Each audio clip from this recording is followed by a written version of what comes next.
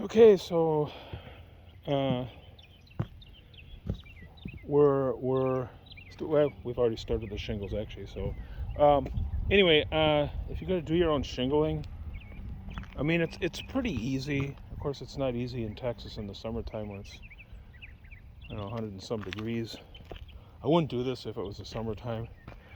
This is a small job. I think the house and the roof together it's around 22 squares. I think it's 5 on the garage, 17 here, something. Even I don't remember, but it's right around there. So it's a small job, 412 pitch, pretty simple. Um, so, and I've got my wife helping me. She's in the truck right now, finishing her breakfast. And what she does is she takes the shingles out of the package, and then there's always two like stuck together, back to back. So she pulls them apart, and then places them right, and basically hands them to me. And so all I have to do is just nail. So she doesn't need to have any skill, but it really cuts down on time. I mean, if you're an experienced roofer, you don't work that way. You pull your own shingles apart, and you go up and grab them as you need them or whatever. But when you're not a roofer by trade, I've only done a few roofs in my life, a handful. But anyway, yeah. So it's real easy if you have an extra person to pull pull a pair apart. I mean, these have been pulled apart now. We just because it was last night, it's getting dark. We just laid them out here because we left them laying the other way after they're pulled apart. The one line has asphalt to stick to the row below it. It would stick. It would be stuck to the roof decking this morning. So we just turned them upside down. But anyway, yeah. So they come to back to back, and then so you just kind of pull them apart. Anyway, so she hands them to me. So it saves a lot of time because all I got to do is nail and cut. So anyway, yeah. So I mean, it's kind of simple. If you've never done roofing, it's not anything really technical. I buy. You put your drip edge on first. Now I buy this one. You can see the profile. So it's got this little lip here it looks a lot nicer. It doesn't cost that much more. It's called DL. D as in dog, L as in Lucy. They just call it DL strip or whatever. That's what they call it here. I think that's probably the same all over the country. And then you get, if you order from a roofing supplier like I do, I don't go to big box stores. Number one, they're expensive. They don't do rooftop delivery. They don't have color coded. Like these are color coded to go with this shingle, including these vents here are also color coded to go with the shingles. You're not going to find that at the big box stores, and it's just big box stores are they're good for weekend projects, but not if you're doing anything serious. And again, they don't do rooftop delivery. And if I couldn't get these delivered on the roof, I wouldn't do this. I mean, not at my age anyway. Wouldn't be worth it. I mean, I'm not saving that much. I mean, probably I could get this roofed for about $1,000, $35 to $40 a square, and they provide the nails. But it's better than sitting at home watching TV, and the weather's not bad. So anyway, so that's that. I've already. This is called starter shingle, and it comes as two pieces. So it's perforated, so you can fold it in half, break it in half, and then you get 2 half strips. They have an asphalt edge that the first layer of regular shingles will adhere to once they're applied and sit in the sun for a few days. But anyway, so I put there's the drip edge. You can see it. I don't believe you can see it. Anyway, it's this same drip edge here, the one I just showed you, the DL. Yeah, so I run that. You can see it underneath here. So I run that around, up the rake. Of course, you want to put your lower piece on, and then your upper piece overlaps it. I overlap a couple of inches. It's like 3-inch overlap. It's enough. And then you nail it as you go. Here. I don't know, every 1.5 feet, 15 inches, something like that. Put that on all the way up here. And then I had put this one on first. I went over the top. So I made a cut so that I could bend it. So this is just like one continuous piece that comes down here. And then it overlaps this one below a few inches. You always, water runs this way. So obviously you don't want to overlap the wrong way. Although I don't know that much water would ever get underneath there. But anyway, it's just the way to do it. So anyway, yeah, so you get your starter. When you order shingles, you order your starter strip. you tell me you need starter shingles. They're called starter shingles. That's this one here. I'll show you. So if you know how long this is and this, well, actually, I'm sorry. You don't need to know this. You need to know this and all those to order your pieces of metal, your drip edge, because that comes in 10-foot lengths. So you need to know how many lineal feet you're doing, so you order enough pieces. But your starter strip is only done down here. Some people run starter strip up here. I don't. I don't think it's necessary. But anyway, yeah. So you need to know how many lineal feet, and then they'll tell you how many feet one package will do. And so you measure like here. This is 40. The house is 40 foot. The overhang. So I just said 43 feet. Another 43 feet on the other side. The garage is 20 foot, so with the overhangs, 23 feet. So you just add all those numbers up and you say, okay, I got that many lineal feet of starter strip. They'll say, okay, you need one package or two packages or whatever they tell you. I don't remember how many feet it'll cover. Anyway, these are what they look like. So these are starter. They're wider. I don't know if it shows up in the camera here, but anyway, it's perforated here, so you can just, it's just whatever extra color they had in gravel, because you don't see it. Anyway, yeah, so you fold it, it bends in half, it creases, tear it, and then you put your strips even with the end of your drip edge, and then you nail those, and then you start your first row of shingles. So here you got tar on one side, right? So, and then this has a plastic coating on this side, because when they come from the factory, the shingle back to back, this side is over here, so it doesn't stick. It's coated with plastic, and that shingle has a plastic that keeps this from sticking. But you still have to pull them up. They stick a tiny bit. Anyway, yeah. So then you'll start your course. You start your first course down here, and they'll go to the edge, and then you don't want your joints to line up like that, so you always want to stagger. I stagger at least a quarter of the length of a shingle. There's no real rule, but anyway, yeah. So then once you get so I'll start here, like, okay, so I've got a full shingle here on my starter, so now I'm going to want to start with 3/4 of a shingle. So what I do is I cut off a quarter, and I save that quarter. I cut the next row in half. That's what it takes to start the next row up.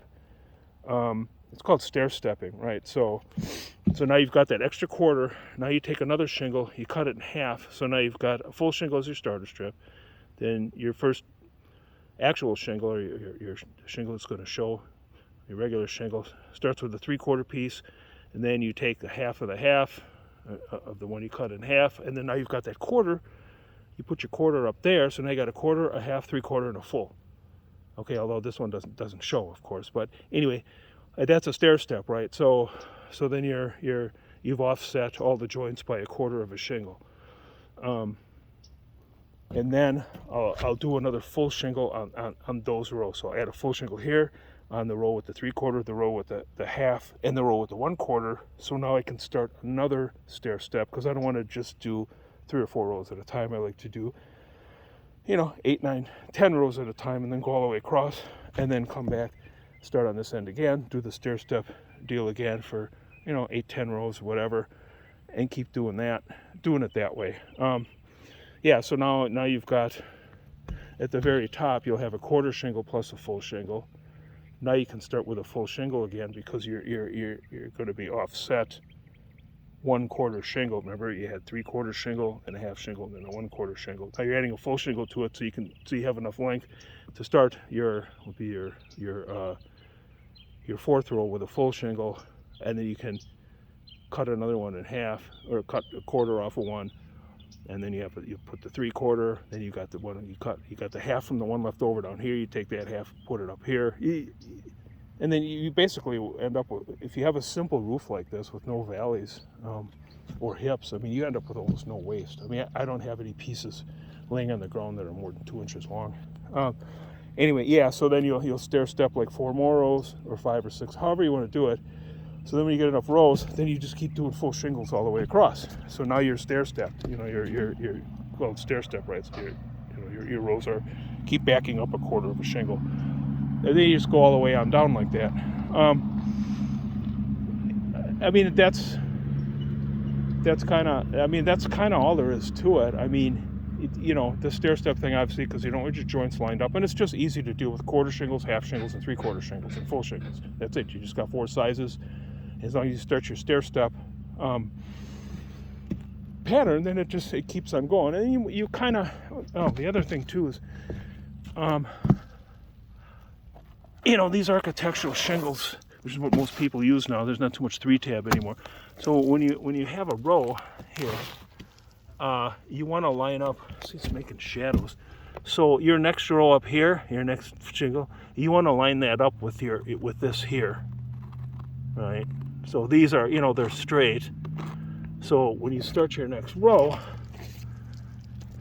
see, you'll line up the bottom of the course above it with this here, and that's how you stay on course. Now, it isn't finished carpentry, so they're not perfectly precision cut, but I mean, you know, you keep an eye on your rows. You know, you can look down your length after you've done 10, 15 rows. If you start getting off, you know, a little bit, you can adjust it as you go. You can go, okay, I've got a little dip in the rows here, maybe a 1/4 inch dip or whatever, and I can kind of even that out when I do the row above it.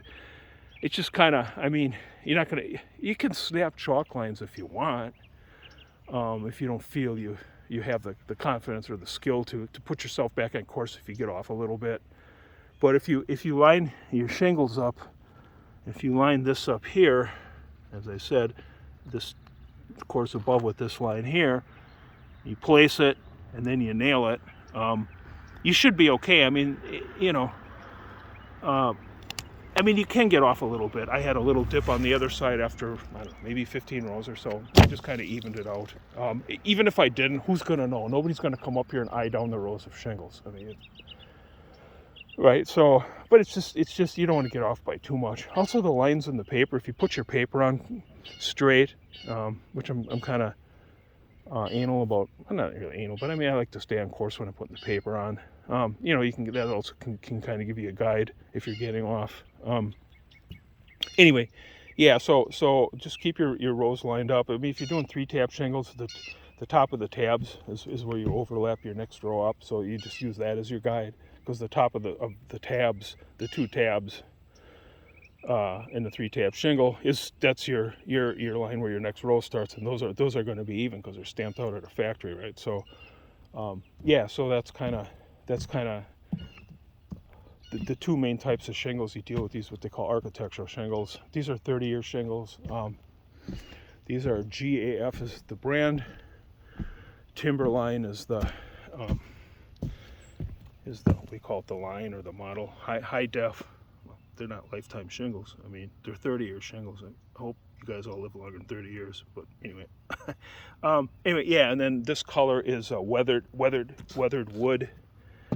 Abbreviated weatherwood, but it's weathered wood. I either use weathered wood, which is, you know, it's got some little greenish and grays in it, or I use bark wood, which is the same thing but a brown version. Those are the 2 colors. These are spec houses. Keep it neutral.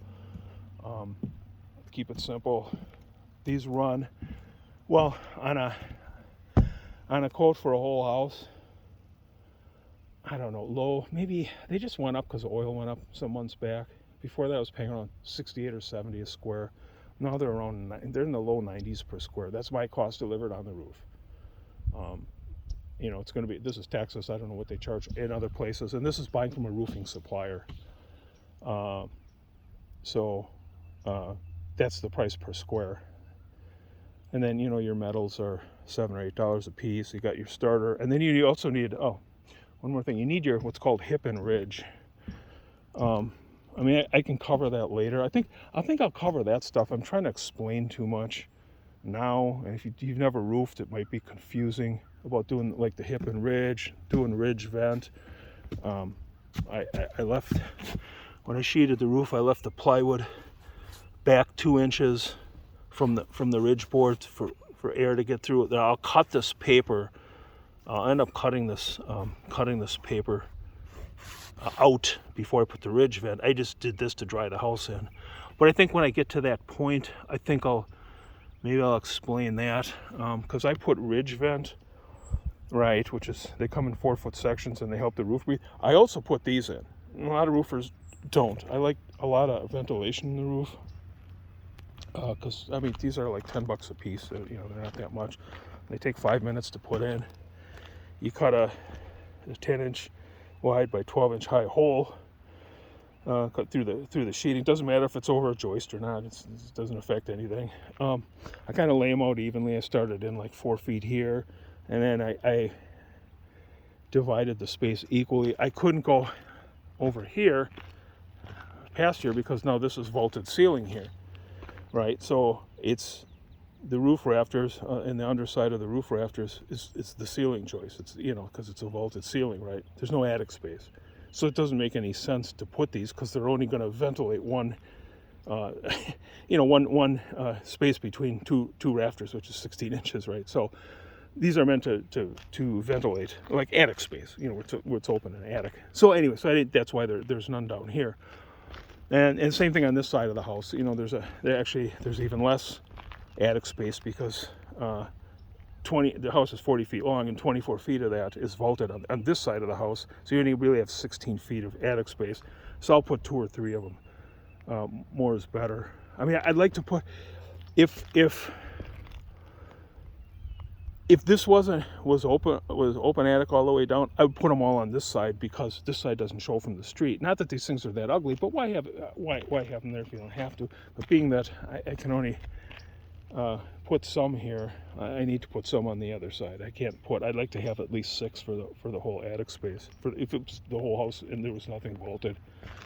So you want to make sure you put enough. I'm even going to do it in the garage. I'm going to put like 3 or 4 in the garage. I know it's a garage, but it still will help to vent the hot air that builds up in the upper part of the garage. It makes the shingles last longer, the plywood, everything. You know, it's just here, especially where it gets so hot in the summer and the sun beats on the roof. So you want to ventilate your attic, especially in the you know, the living part of the house. And I'll even ventilate the porch. You know, I'll put one here and ventilate the little attic space that's in the porch, even though it's not conditioned space, just to get the heat out.